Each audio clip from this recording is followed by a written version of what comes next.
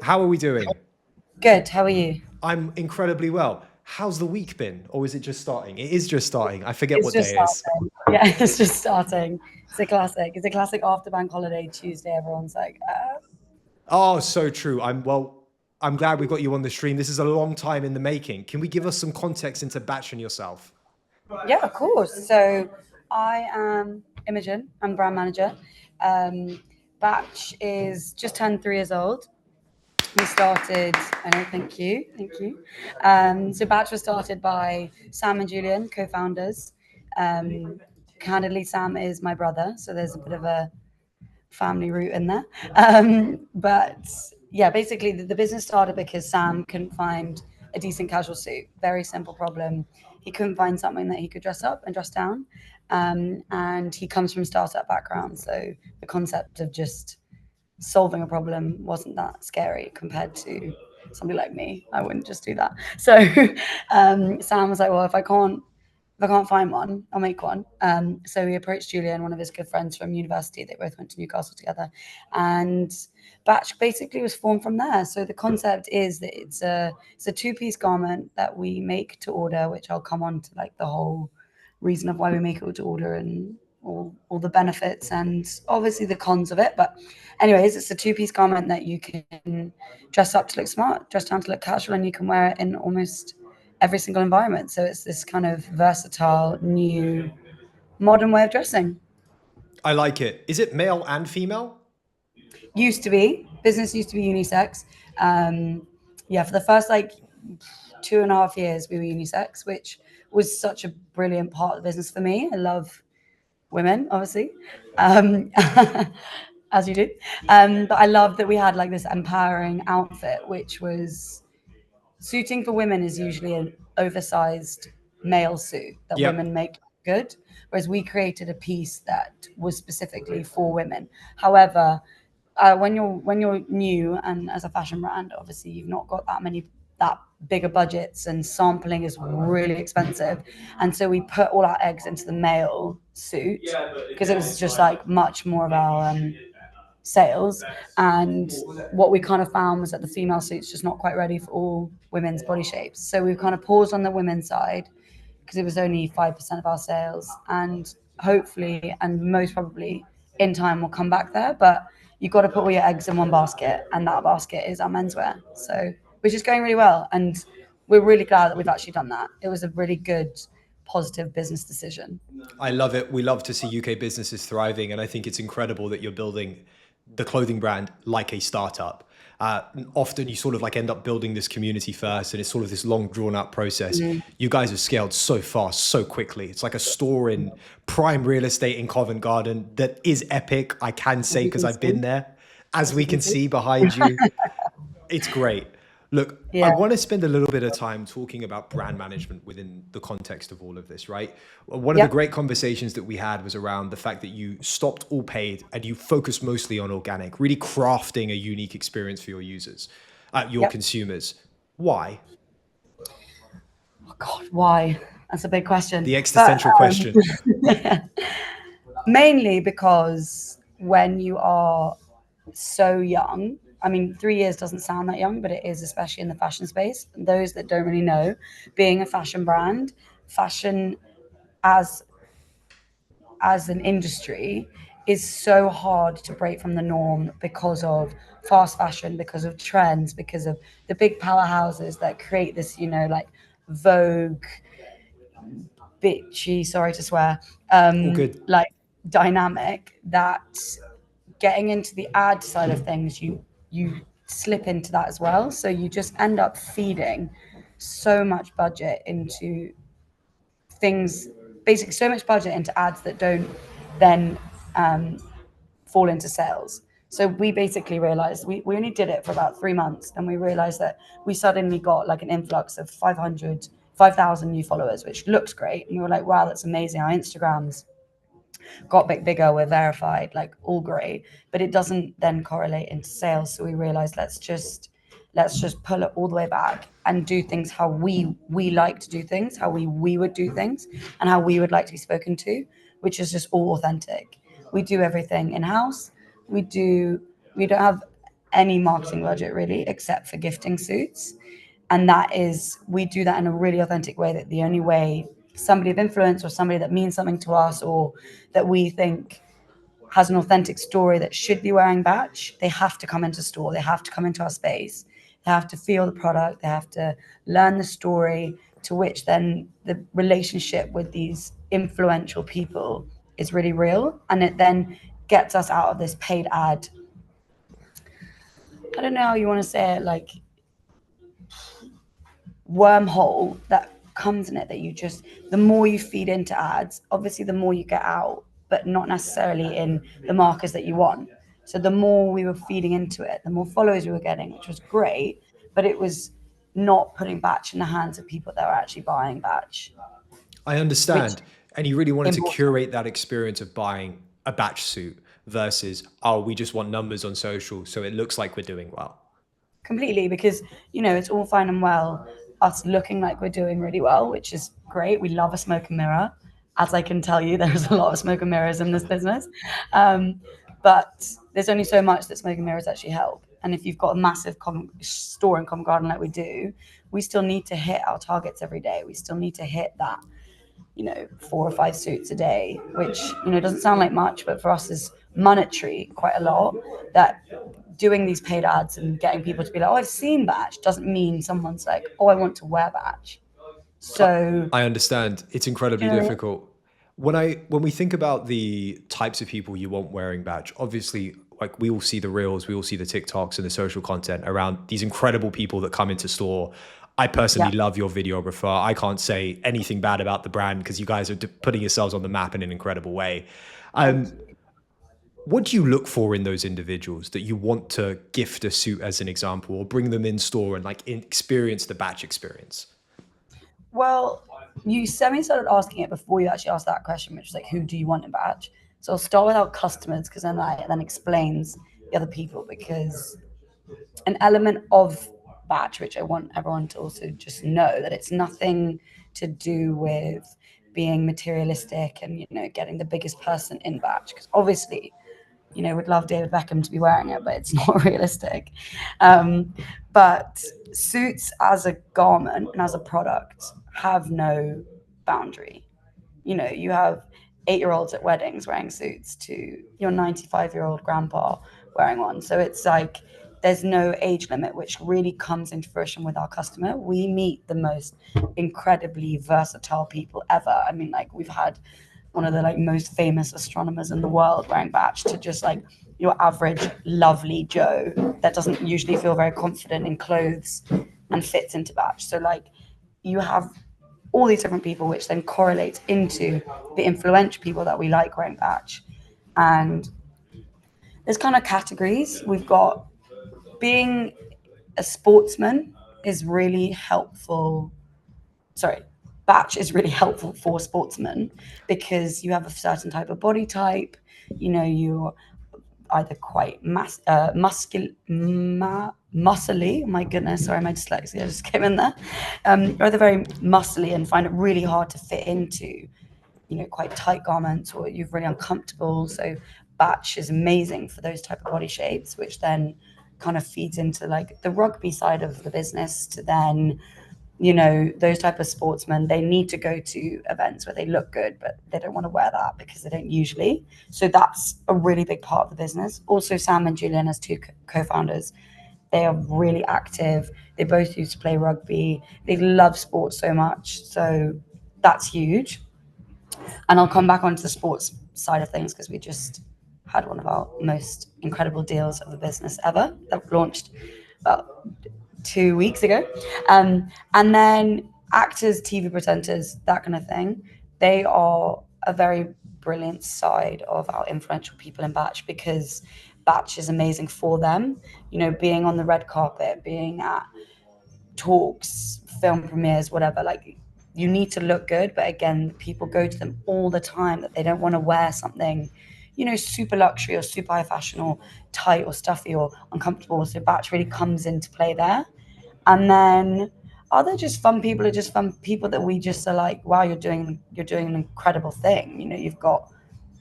We had this amazing book launch here with Jordan Stevens, who's used to be in Rizzle Kicks, now has done this amazing book on like addiction and attachments, and is also just an incredibly outspoken feminist, and like he's just an incredible person that I would be like, obviously we want to meet him, obviously we want him in here. So it's just a bit of that, and just a bit of throw it at the wall and see who it sticks on.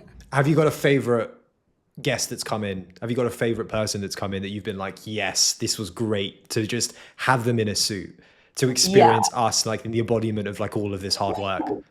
Yeah, definitely. I mean, one of our most proud of moments recently was Simon Pegg. He is an actor that was in Hot Fuzz and It was in Mission Impossible. Yes, and Was he on the red carpet in your suit? Yeah, he wore 3 of them. Two of them. Yeah, oh, amazing. Yeah, and that was really big, because when you're working in these environments, or your wins, you get a win and then you're like, okay, what's the next win? And everything's moving so quickly, you kind of forget wins. And just getting that picture through from his stylist, stood next to Tom Cruise, it was like, oh my gosh, we're actually really close to somebody really big. And then, another big moment for us was Ramesh. Ramesh Ranganathan is obviously an incredible British comedian, and he wore Batch the whole way through his tour. And we went, which is really cool. I mean, he's also a brilliant investor of ours, but a silent investor. But he wore Batch the whole way through his tour, and we went to go and watch him. And in the tour program, it had like costume and blah, blah, blah. And on the costume bit, it said Batch and Nike. And we were like, well, there you go. We're in the same echelon as Nike. It's always a good place to be when it comes to sports. You touched on the sports element briefly. Can you talk about that? Yeah. So we've just recently launched that we are the smart suit wear provider of Burnley FC, Burnley Football Club, which is unreal. That is incredible. Yeah, really good. I mean, Burnley as a football team is slightly niche. Funnily enough, not niche for me. My partner, my boyfriend, and his whole family, they're all from Burnley, and they are like the biggest Burnley fans ever. So they're like, so for me, it's literally taking over my life, personal and work.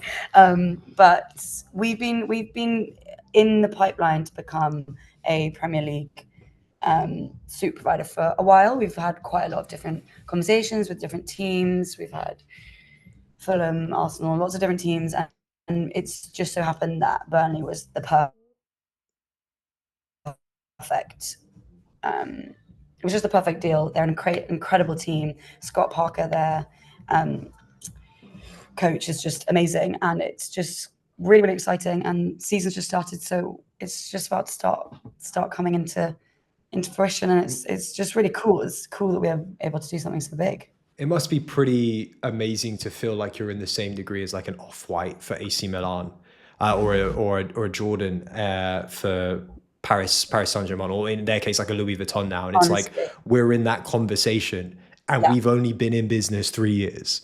Yeah, when we first started these conversations, two of the teams that we were talking to, they were deciding between us and Burberry. Oh, wow. Which was just like, I mean, obviously Burberry also being an iconic English brand as well. It was just like, well, how did we get here? Which again is it just shows that like startups are hard, and being so tired all the time is hard, but it works, and you get what you put in. You get out what you put in. I don't know, you know what the saying is. But you just have to push, and it happens, and it's amazing. And kudos to Sam and Julian, because that was a huge project for them. And again, just they love sports, so it's just another dream come true. We've done not done, but like we've really grasped rugby, and now we're trying to grasp football, and so it's just exciting. I think it's awesome. It's also the next step into the evolution of the brand, like bringing it into culture, bringing it into that world of sport. When we think about it as like a brand manager, then you're obviously trying to curate these experiences, both internally and externally, and then online. Yeah. How do you do it? Because you must have some sort of thesis around like how we want to look, how we want people to feel, as you've explained. But what does that visual styling come into it? I think I mean, so candidly, this is before I started with Batch. I'd never been on the brand side of anything. I'd never been this, much of a. I didn't have this much responsibility in a role. So like, at the very start was very much so, just learn as you go, and we all are because we are a tiny team. So we all wear hats all the time, which I think helps me as the brand manager to make sure I'm weaving together everything that I hear, everything I see, all the different things that are going on, what I know Sam and Julian want to then be like, right, this is how we should do it. But I think mainly it comes from my graphic design background. I'm a graphic designer. And I think my knowledge of like my course at uni, let's just go all the way back there, which sometimes forget. People forget that uni, it actually did mean something.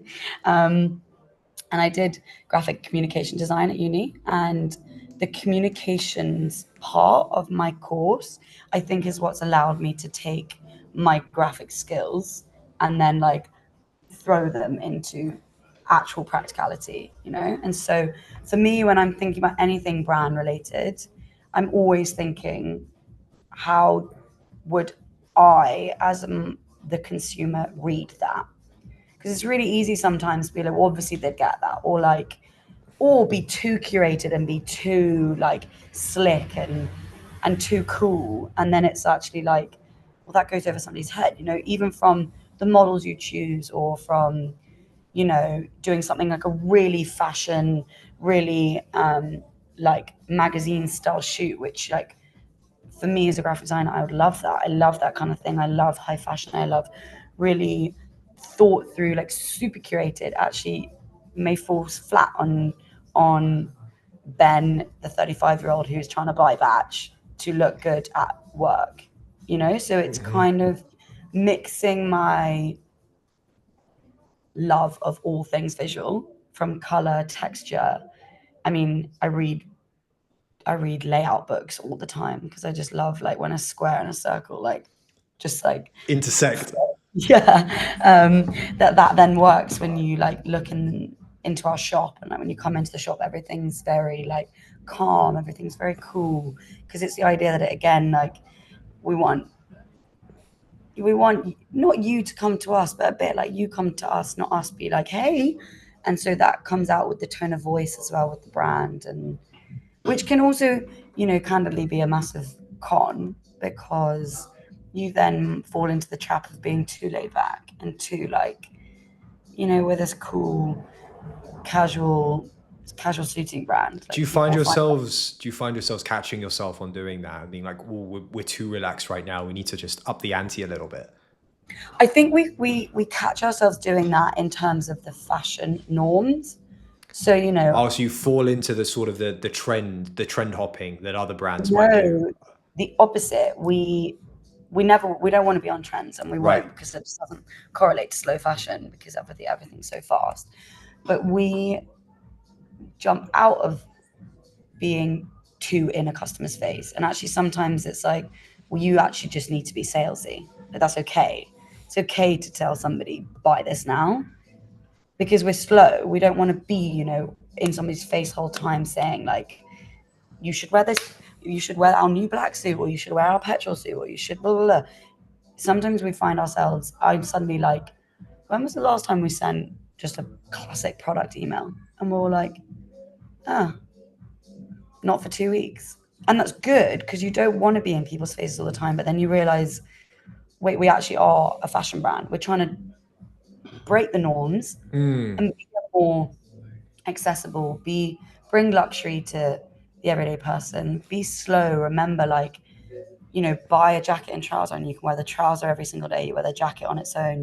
You create this backbone of your wardrobe. But then sometimes we realize we've just done this amazing Burnley deal, but no one's just bought the classic suit. So it's just navigating the tone of voice, the brilliant aesthetics that I like, that they like, as in, sorry, Sam and Julian, and then also being like, how does our customer know what's going on, and what do they want to see?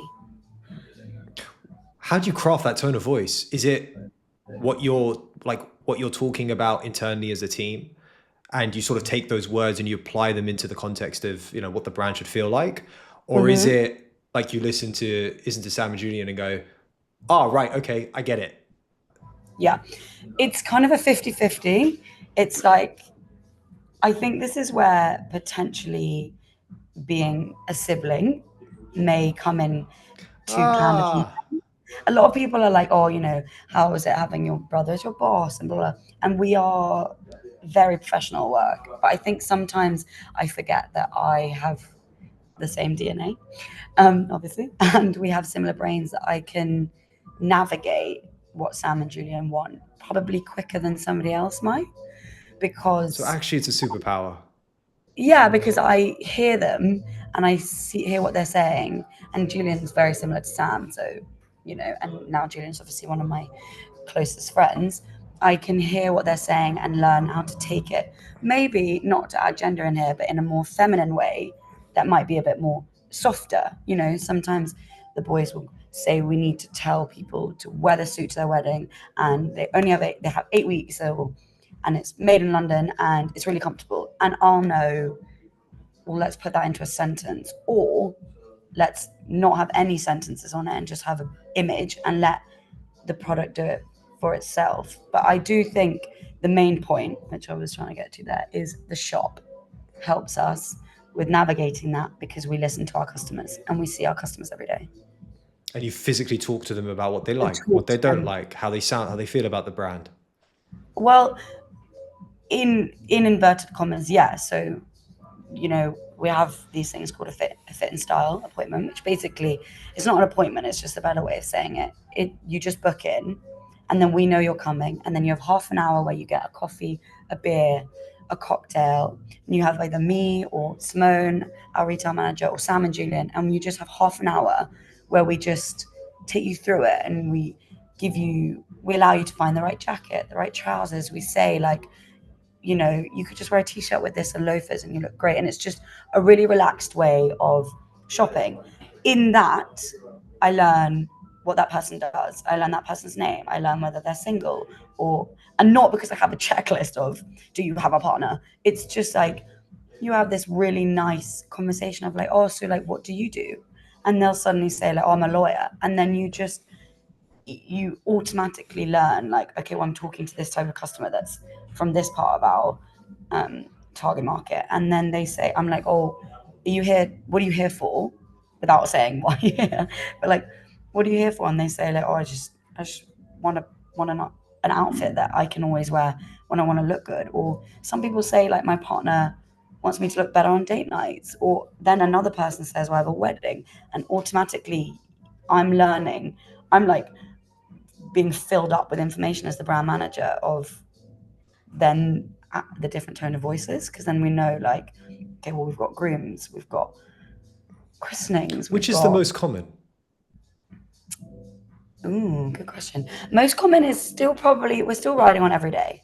Every day is still 100% the most common. It's the outfit that people are like, I can wear it to all these other things, but I actually just wear it every day, which is then where we get repeat customers, And so do because they come back and buy multiple suits, or like is it they come one back and buy suit, the next multiple color. jackets? Oh, so it's next color, Next next color. t-shirt, next hat, etc., next We have shoes. this incredible customer called Matt, and I won't say his last name because obviously, but he is hilarious, because every time he comes in to collect a suit, so you place your order, and then it's 4 to 8 weeks depending on where you are in the month, and it can either be sent out to you next day when it's made, or you come and collect. And lots of customers love to come in because it's just nice to say hi. Anyway, every time he comes in, he's like, oh, I have to buy a new one. And now every time we walk through the door, we're like, oh no, Matt, what's it going to be? And it's either like, well, I have to get these shoes, or he's like, oh, I have to get another jacket, or I have to get another trousers. And it's just, but yeah, so it's like different colors or different pieces. But I love it. And I think that Simone needs a call out, because that woman could sell anything to anyone. She no, is she's the best. incredible at her job. Yeah, yeah, she's the best. And you don't even realize what's going on until you've suddenly got like You got the whole suit basically on, the hat, the and shoes, you're everything. You're like, just walking out the door and it's like, have you paid yet? yeah, yeah. And she's like, you look amazing.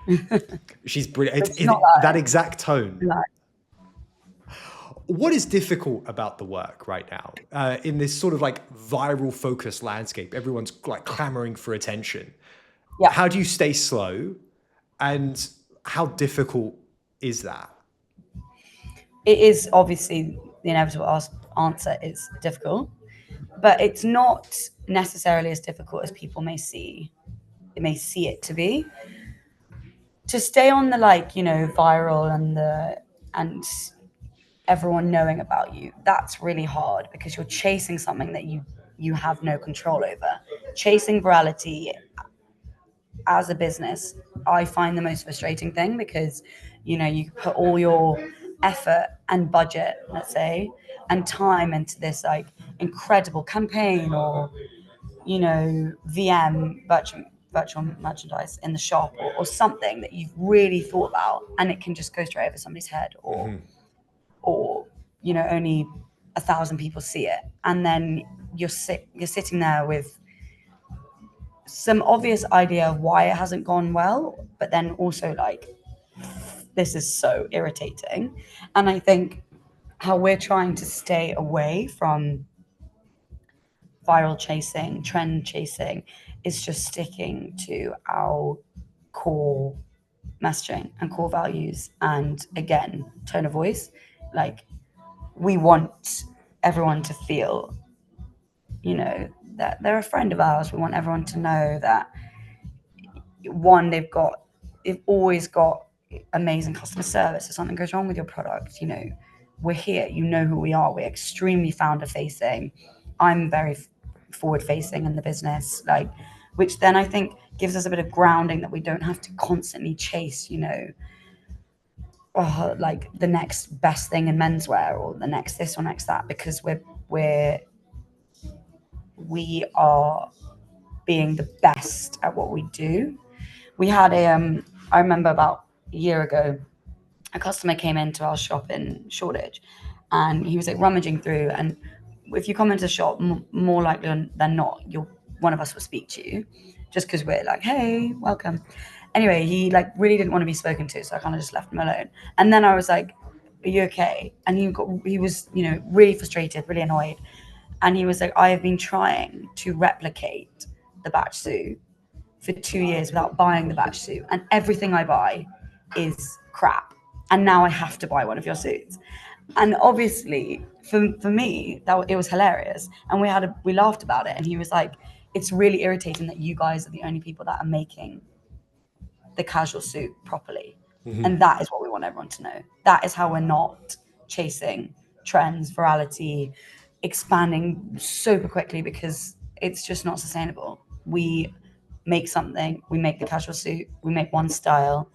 Our next collection, autumn winter, is slightly larger. We've got some more exciting products, but we do it simply and we do it the best, and that's it. I love it. Can you give us a tease in that autumn collection? What's new? Can we give us like an idea of a silhouette? It's going to be a revamp of the women's suit. Nice. That's what I can give you. I'm looking forward to it. We'll have to get you back on. I want to see the full women collection. I've got to ask though, one of the things that I find most difficult with buying anything online today, it's how do I get across to the material that we're buying, right? Whether that's the polystyrene, whether that's the cotton, whether that's the linen. I always like it a certain way. How have you figured out how to do that, or have you yet? I wouldn't say we have. We're trying, but it's really hard to portray the quality and the beauty of the material, obviously, in a picture or online. I think the best way of doing it is video, but then, that comes with big coding on your website. And I think it's something we're really working on. Inside retail, in-store purchases are much stronger for us, and it's not necessarily something we want. We want our online retail to expand, but again, it's a work in progress. I mean, any customer that comes into the shop is like, which is actually amazing. This is the way around you want to be. That when somebody buys it and then they get it, they're like, whoa, this is way more beautiful than I thought it was going to be.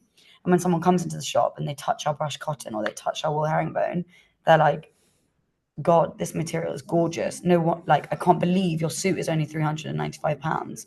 Like this should be a grand, Mm-hmm. which is an amazing place for us to be. But it's a challenge. It's a challenge for us to show the quality and the beauty in one picture. So that's a TBC. I love it. I'm in suit supply today. I haven't had the privilege of buying Batch yet. It's on the to-do list It as we is on grow the the to-do brand. It's been on the to-do list for a long Yeah, time. I can't believe last time you were in here, we didn't get you in one. I know, right? It was quickly in and You out. ran in and ran out. I knew Simone was going to do something. I had to be very careful. She caught your scent, and you were like, gotta go. Exactly. Can you grab a suit off the hanger and show us on the stream? What material do we want? Do we want cotton? Do we want herringbone? What's the one that you want to push the most right now? Like what's selling well? Push. I don't need to push anything. Which one is a Batch favorite?